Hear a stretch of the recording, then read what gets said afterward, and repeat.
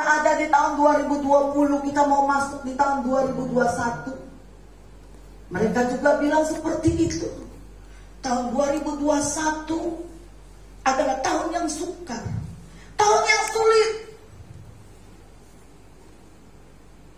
Tapi saudara renungkan, sesulit apapun yang akan terjadi di sekitar kita, kita punya Allah yang luar biasa. Kita bisa melewati tahun-tahun yang kita lewati, bahkan hari-hari yang kita lewati. Bahkan kita saat ini sudah ada di penghujung tahun, di bulan terakhir dari tahun 2021. Bukankah sama orang bilang apa? Orang bilang tahun 2022 akan lebih sukar. Saudara, kita lihat kemarin demo buruh-buruh. Saudara minta kenaikan gaji karena akan terjadi di tahun 2022 akan menjadi lebih sulit. Saudara, lebih sukar. Ekonomi yang sekarang kita jalani saja sudah terseok-seok rasanya. Tapi kita bisa melewati bukan karena kita kuat, bukan karena kita hebat, tapi janji Tuhan kepada saudara dan saya. Burung di udara dia pelihara, bunga di padang dia hiasi. Terlebih saudara dan saya yang diciptakan serupa dan segambar dengan Tuhan. Apa yang harus kita takutkan? Firman Tuhan katakan di dalam 2 Timotius 3 ayat 1 mengatakan, ketahuilah bahwa pada hari-hari terakhir akan datang masa yang sukar. Bukankah ini sering kita dengar di akhir-akhir tahun? Bukan cuma sekarang, jadi dari dahulu kala. Firman Tuhan ini sudah ditulis. Ketahuilah bahwa pada hari-hari terakhir akan datang masa yang sukar. Saudara, harusnya ayat ini menjadi ketenangan buat kita. Bukan menjadikan kita menjadi takut, tapi harusnya membuat kita jadi tenang. Kenapa? Karena ayat ini sudah ditulis beberapa tahun yang lalu, dan kita tahu bahwa Allah yang kita sembah adalah pengelola dari dunia ini. Dia yang berkuasa, dia yang mengendalikan dunia ini.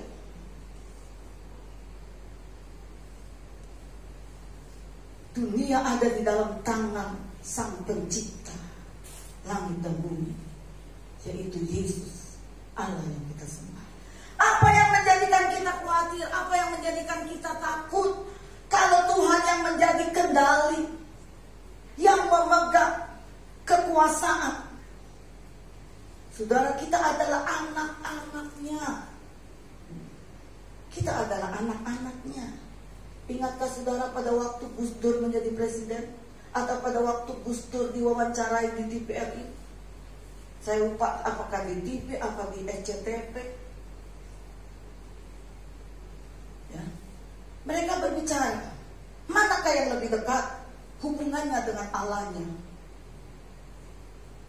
Saudara, manakah yang lebih dekat hubungannya dengan Allahnya?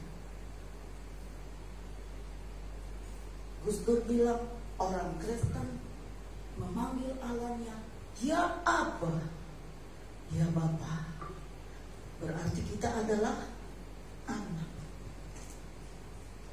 Orang Buddha memanggil Allahnya Amitabha. Berarti hubungannya adalah Om, keponakan. Sedangkan saudara kita di sana kalau berdoa pakai doa yang keras, berarti Allahnya terlalu jauh untuk bisa mendengar cerita saudara dan saya, cerita umatnya. Bukankah kita bangga bahwa kita memiliki Allah yang menganggap kita sebagai anaknya?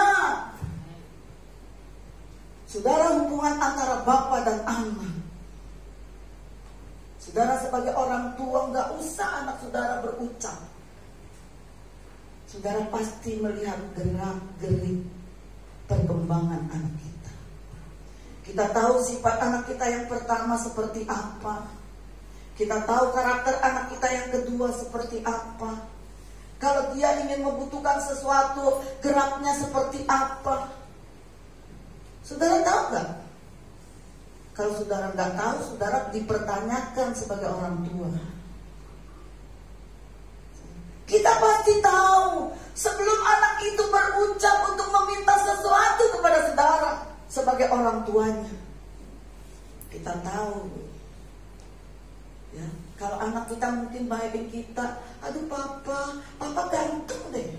Apalagi istri saudara, ya kan? Merayu sang suami. Kita pasti tahu.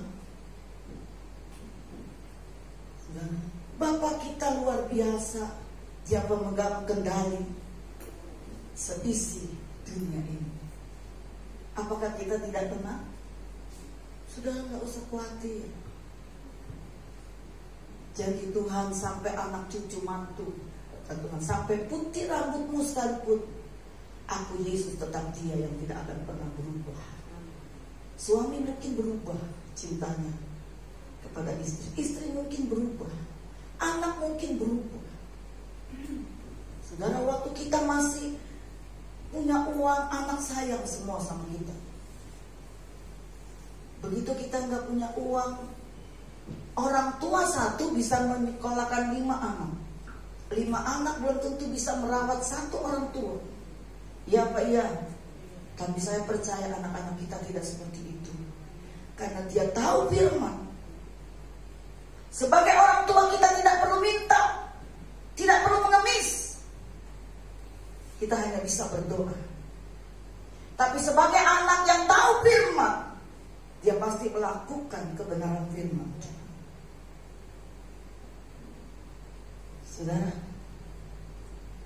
kita nggak perlu minta, saudara. Jangan berharap kepada manusia, termasuk berharap kepada anak. Tapi berharaplah kepada Tuhan. Dia Allah yang akan mencukupkan apa yang menjadi kebutuhan. Saudara percaya? Buktikan. Jangan kata orang, Allah itu luar biasa. Buktikan, nyatakan dalam hidupmu. Saudara, bahwa Allah kita memang Allah yang luar biasa. Allah yang tidak pernah meninggalkan saudara dan saya. Ya, jadi kita nggak perlu takut, saudara. Peringatan Tuhan seharusnya membuat kita menjadi tenang, karena dunia ada di dalam kontrolnya Tuhan. Saudara, ingatkan waktu Tuhan disuruh membayar pajak, terus Tuhan suruh Petrus, hai Petrus, pergilah engkau ke pantai, buka mulut ikan. Saudara, apa yang dilihat Petrus dalam mulut ikan? Terdapat uang. Kenapa Tuhan menyuruh? Mungkin saat itu Yudas sebagai bendahara tidak punya uangnya habis mungkin di kas. Atau mungkin saat itu Yudas sebagai bendahara tidak ada di tempat. Atau yang ketiga, Tuhan ingin menyatakan kemuliaannya, kebesarannya, kuasanya yang luar biasa. Oleh karena itu jangan perlu kita khawatir untuk menghadapi tahun 2022 yang katanya akan semakin sukar. Ya. Akan terjadi apalah, inflasi lah, apalah, ya, gak usah khawatir, saudara. Kita ada di dalam kontrolnya Tuhan. Ya. Apa yang bisa kita lakukan supaya kita tidak takut, tidak gentar menghadapi semua ini? Saudara tahu dengan adanya pandemi, kita suruh jaga jarak. Yang dulu kalau kita kumpul-kumpul rasanya bahagia, sekarang gak boleh kumpul-kumpul. Indonesia paling pintar, saudara, kalau bikin sensasi. Katanya pada waktu hari Natal nanti, kita dilarang menyanyikan hai mari berhimpun. Saudara ingat, pada waktu hari Natal nanti minggu depan, kita dilarang menyanyikan Hai Mari Berimpun. Nanti didengar oleh satu PV di depan, kita disatronin karena kita nggak ikutin proskes, protokol kesehatan, kumpul-kumpul, saudara. Ya, paling pintar saudara Indonesia. Tapi kita nggak usah khawatir, nggak usah putus asa. Kita nggak harus jaga jarak, tapi dengan Tuhan kita harus tetap melekat. Saudara, jangan jaga jarak dengan Tuhan. Kita harus makin mendekat dengan Tuhan. Kita nggak perlu khawatir. Apa yang harus kita lakukan? Yakobus minta untuk kita mendekat. Kalau kita baca di Yakobus 4 ayat 8, Saudara, Yakobus katakan kita harus mendekat. Ini penting karena ini adalah kunci. Saudara, kita lihat dan kita membaca. Mendekatlah kepada Allah dan Ia akan mendekat kepadamu. Tahirkanlah tanganmu, hai kamu orang-orang yang berdosa, dan sucikanlah hatimu, hai kamu yang mendua hati. Jelas tuh ayatnya. Kita dilarang untuk mendua hati. Kita harus mendekat kepada Tuhan. Seperti Ibu Julia waktu khotbah bilang, kita harus melekat. Jangan kita lepas. Kita sebagai ranting, jangan lepas dari pokoknya yang besar. Dari batang yang besar jangan kita lepas. Jangan kita copot sebagai ranting. Kalau kita lepas, kita akan menjadi layu, kemudian menjadi kering, dan akhirnya dibuang di tempat sampah. Saudara, tapi kita harus tetap melekat. Yakobus ingin kita bertumbuh di dalam kebenaran. Kita harus mempunyai iman yang hidup, bukan iman yang mati, tapi iman yang hidup dan mempraktekkan kebenaran. Seperti pujian tadi, Yesus jalan kehidupan. Dia jalan kehidupan, dia jalan kebenaran. Kita disuruh hidup di dalam kebenaran. Enggak gampang, saudara. Saya katakan enggak gampang. Saya enggak munafik. Enggak gampang. Tapi itu yang Tuhan mau. Untuk saudara bisa mencapai kesuksesan, keberhasilan. Bukankah itu yang kita inginkan? Saudara, apa yang saudara inginkan di dalam hidup di dunia ini? Bukan kesuksesan, keberhasilan, nama baik, dipandang orang. Apa yang harus kita lakukan? Tuhan bilang, hiduplah di dalam kebenaran. Untuk hidup di dalam kebenaran, saya katakan, tidak gampang. Saudara akan banyak musuhnya. Percaya gak saudara akan banyak musuhnya? Banyak musuhnya, saudara. Kita jujur saja di dalam satu perusahaan, di dalam satu tempat kerja, yang lain gak jujur, kita dikucilkan, saudara. Tapi maukah kita tetap hidup di dalam kebenaran? Seperti yang Tuhan ajarkan kepada saudara dan saya. Saya bilang sekali lagi, tidak gampang.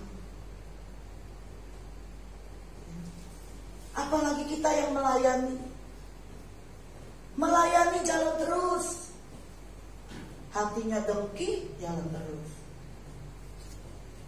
Doa mah bagus. Benci sama orang, jalan terus. Iri hati, jalan terus. Dendam, jalan terus.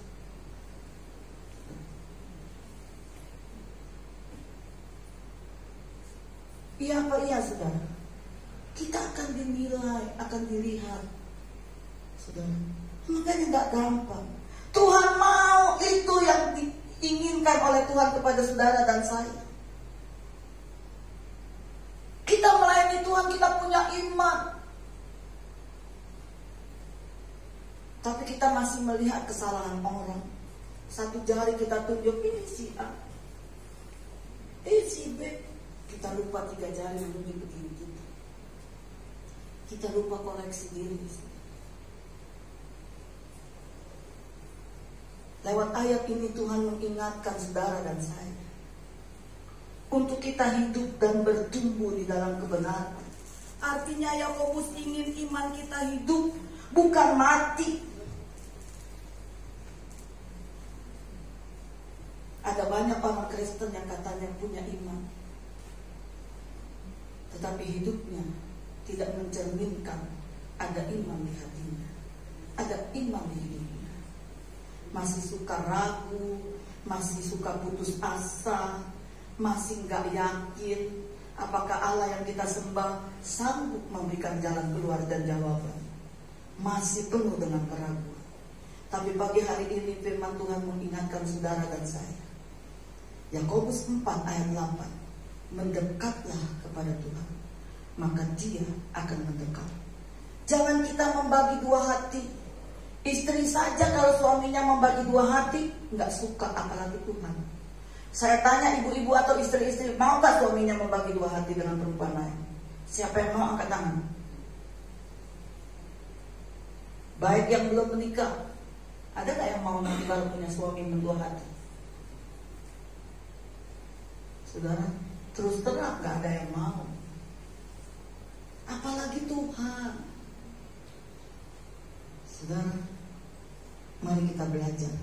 Walaupun sulit, tapi kita percaya kalau ketika kita mendekat kepada Tuhan, Tuhan yang akan memampukan kita dan memberikan kekuatan kepada saudara dan saya. Sehingga setiap hari kita hidup di dalam kebenaran. Yang kedua, perintah Tuhan mengajarkan kepada kita untuk memiliki ikatan cinta. Saudara, tema kita tahun 2021 Natal tahun lalu adalah ikatan cinta. Kita pernah bikin tema, ada apa dengan cinta? Unik kan saudara? Ada apa dengan cinta? Dengan cinta ada pengorbanan. Dengan cinta ada kasih. Dengan cinta ada pengertian. Dengan cinta saling mengenal satu dengan yang lain. Dan tahun ini tema kita ikatan cinta. Saudara, kalau kita ada ikatan cinta dengan Tuhan, kita nggak akan pernah menjauh. Saya nggak pernah nonton film Ikatan Cinta ya saudara.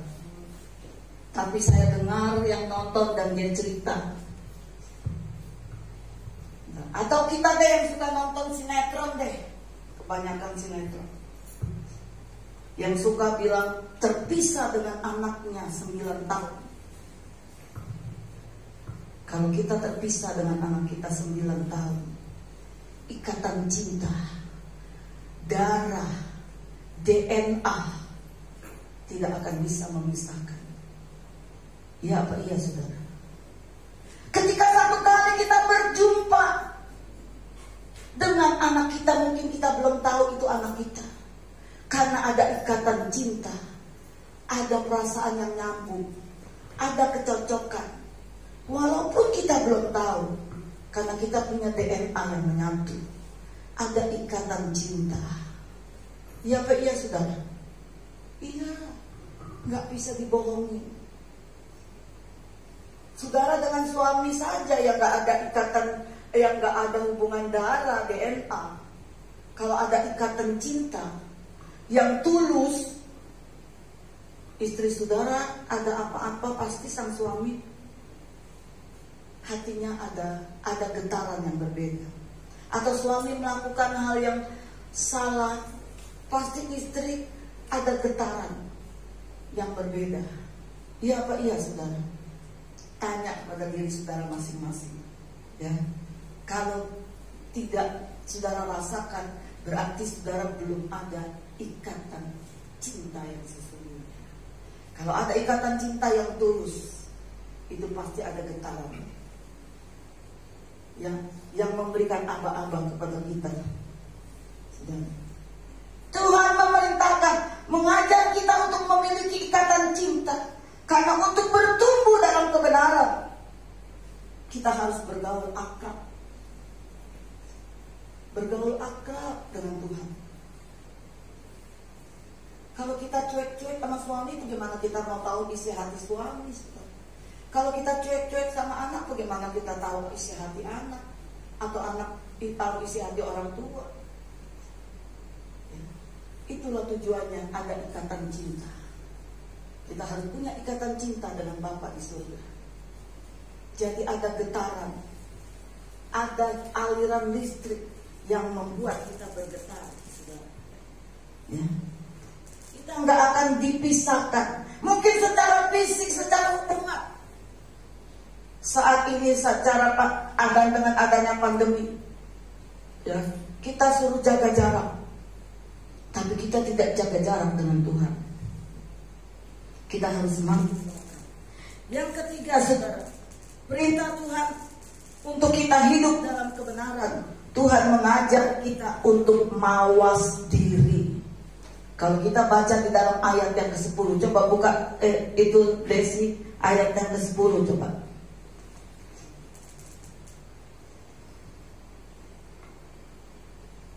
Oh bukan ayat 10. Ayat 9 coba Desi.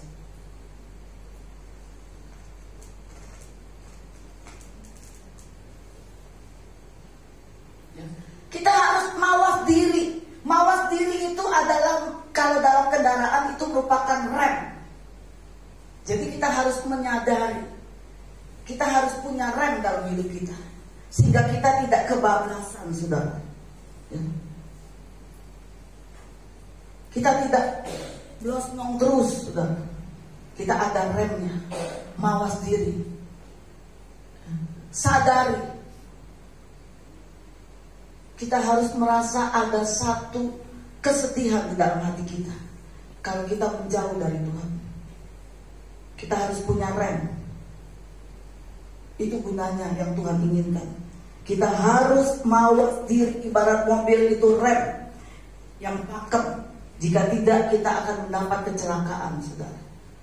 Tuhan mau di akhir tahun ini, untuk memasuki tahun 2022, jangan pernah kita menjauh dari Tuhan. Kita harus ganti sukacita kita dengan duka cita. Bukan berarti kita hidup di dalam kesedihan terus menerus, tapi kita merenungkan setiap kejadian yang ada di sekitar kita. Kita harus menangisi apa yang sedang terjadi. Kita harus sujud, menyembah, berseru, berteriak kepada Tuhan, minta ampun, koreksi diri kita. Jangan sampai kita hidup hanya untuk kepentingan diri kita sendiri. Kita merasa kita hebat, sehingga kita tidak mempunyai hubungan yang intim dengan Tuhan. Tapi untuk memasuki tahun 2022, agar kita menjadi orang yang sukses, orang yang berhasil, kita harus tetap dekat dan melekat kepada Tuhan. Yang kedua, saudara, kita harus memiliki kerendahan hati, merendahkan diri di hadapan Tuhan. Karena firman Tuhan mengatakan Tuhan melawan orang yang sombong. Tuhan tidak melawan orang yang berdosa. Tuhan mengampuni orang yang berdosa. Tapi Tuhan melawan orang yang sombong. Saudara, Tuhan mau kita memiliki kerendahan hati, bukan kesombongan. Buka di ayat 10 Des. Rendahkanlah dirimu di hadapan Tuhan, dan Ia akan meninggikan kamu.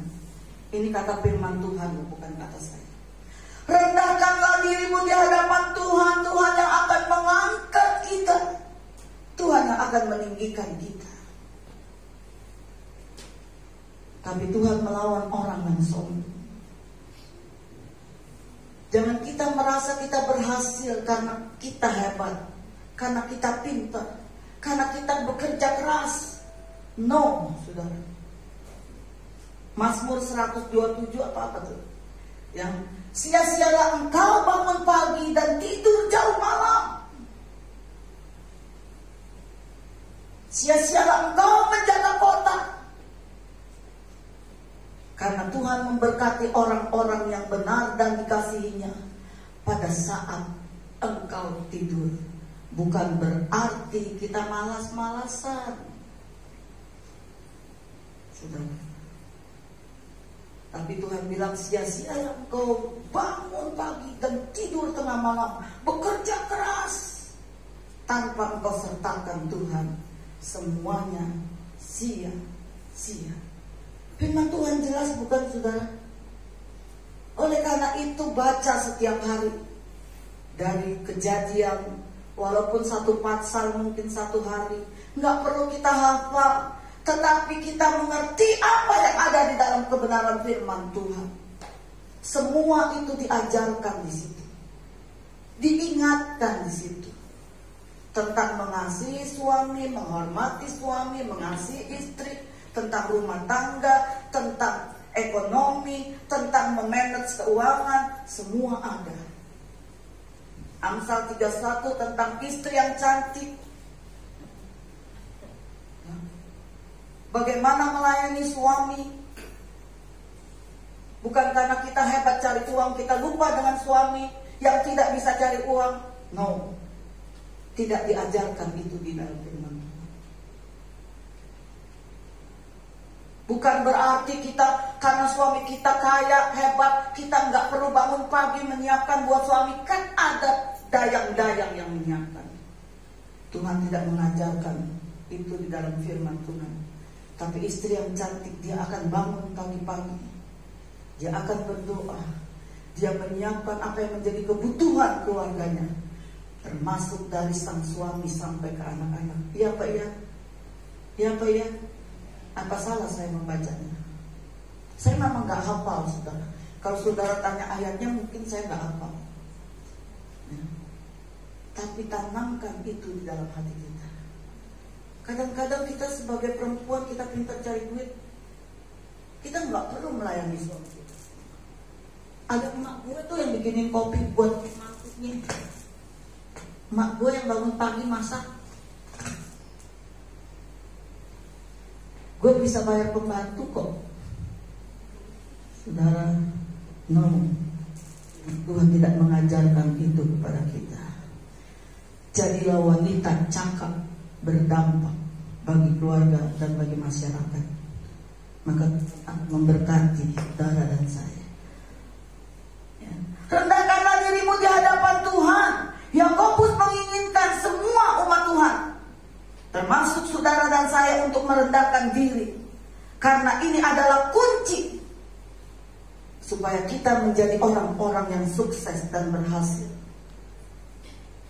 Saudara, artinya dengan kerendahan diri kita atau kerendahan hati, kita bisa bersuka cita atau sukses. Kita bisa menikmati keberhasilan kita.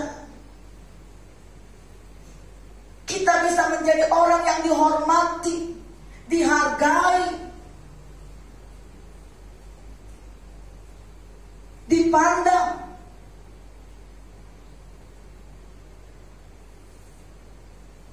Di Amsal 31, yang membuat sang suami bisa berhasil dan sukses, dihormati di pintu gerbang, di masyarakat, di tetangga, karena ada seorang istri yang berdoa dan takut akan Tuhan. Bukan karena ada seorang istri yang hebat cari uang. No, tidak dituliskan itu di dalam firman. Tapi ada seorang istri yang selalu berdoa dan takut akan Tuhan. Bukankah kita ingin menjadi orang-orang yang sukses? Tahun 2022, dunia boleh berkata apa saja tentang tahun 2022.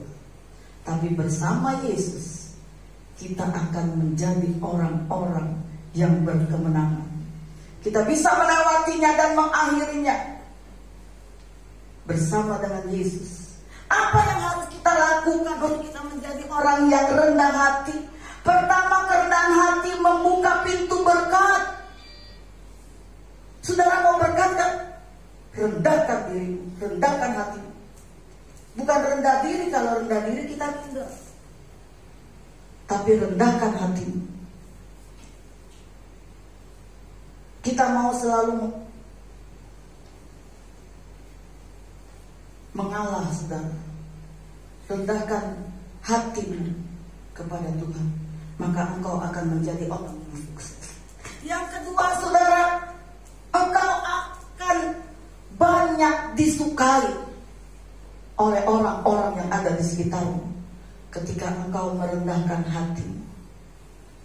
Saudara, saya paling suka kalau saudara bilang, Ibu Tris itu orang yang sombong. Saya paling suka, saudara. Karena yang tahu saya sombong atau tidak bukan saya, saudara.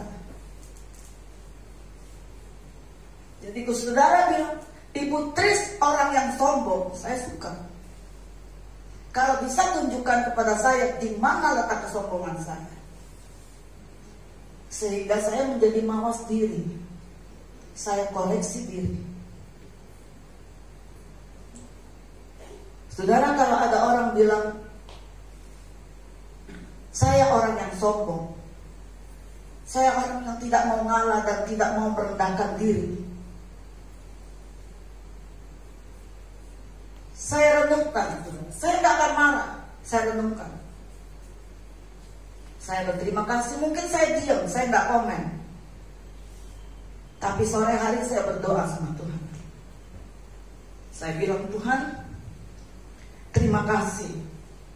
Kalau Tuhan sudah pimpin saya sepanjang hari, setiap malam kita harus berdoa seperti itu, saudara. Terima kasih karena Tuhan telah pelihara sepanjang hari dengan kesehatan, kekuatan, bahkan berkat yang Tuhan siapkan, entah itu besar atau kecil. Ampuni kami Tuhan kalau sepanjang hari ini aku tidak bisa menjadi berkat. Kalau ada orang bilang aku sombong, ampuni aku. Karena aku tidak mau sampai Tuhan melawan, menghancurkan karena kesombongan. Karena firman Tuhan jelas, Tuhan melawan orang yang sombong. Saya minta ampun sama Tuhan. Saya koreksi diri saya di mana letak kesombongan.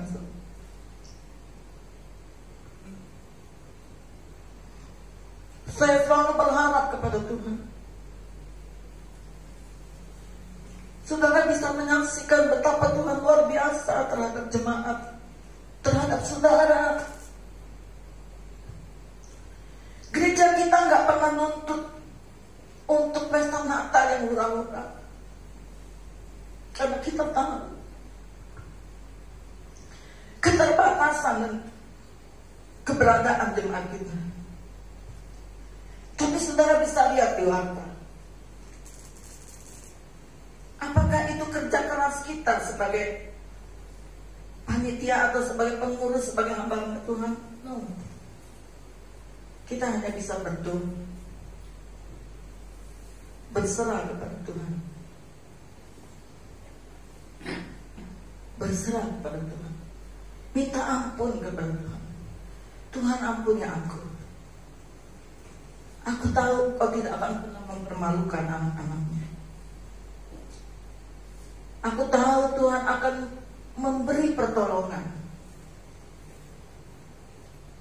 Saudara, kita bisa bakso setiap Sabtu aja, saudara. Itu bukan karena kita hebat, bukan karena kita punya uang banyak, tapi karena karya Tuhan, tangan Tuhan. Seberapa yang saudara bisa untuk beri untuk mereka? Kalau mobil saya besar, saudara, saya bisa ajak beberapa orang untuk ikut jalan. Saudara bisa menangis. Kadang mana yang sombong di antara mereka.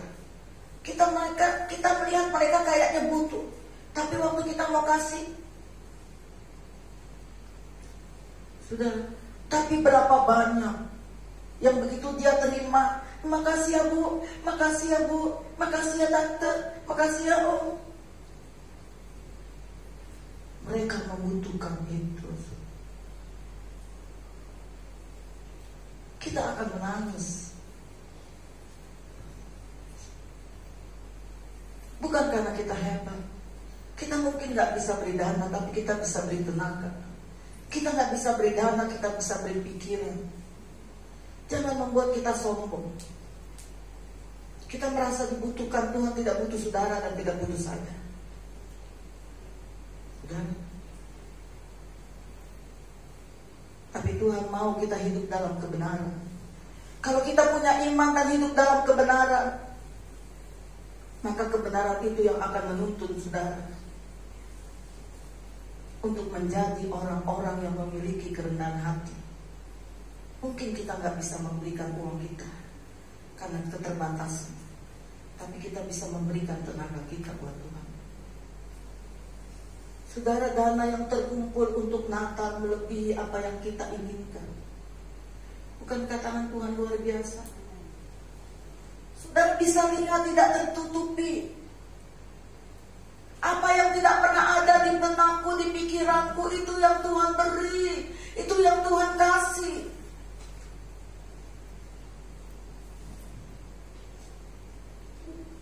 Tuhan bilang terkutuklah orang yang mengandalkan manusia dan kekuatannya sendiri, tapi diberkatilah orang yang mengandalkan Tuhan.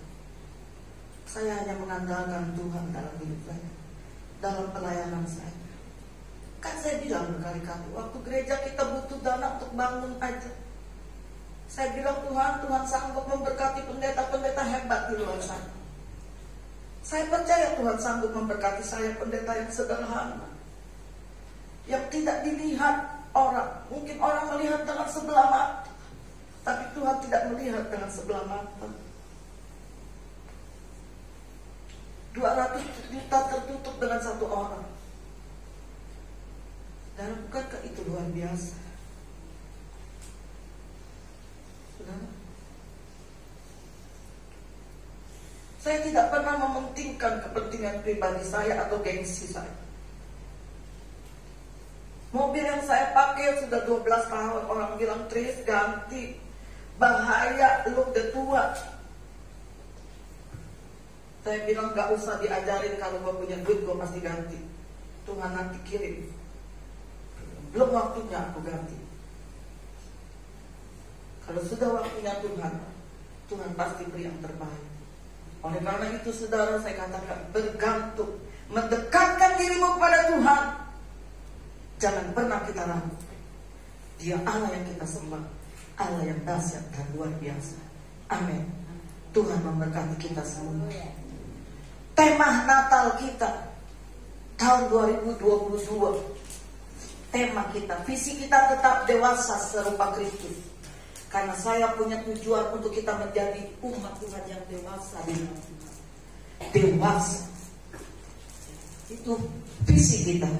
Dan tema kita adalah kasih Kristus menggerakkan persaudaraan. Ingat saudara, kasih Kristus menggerakkan persaudaraan.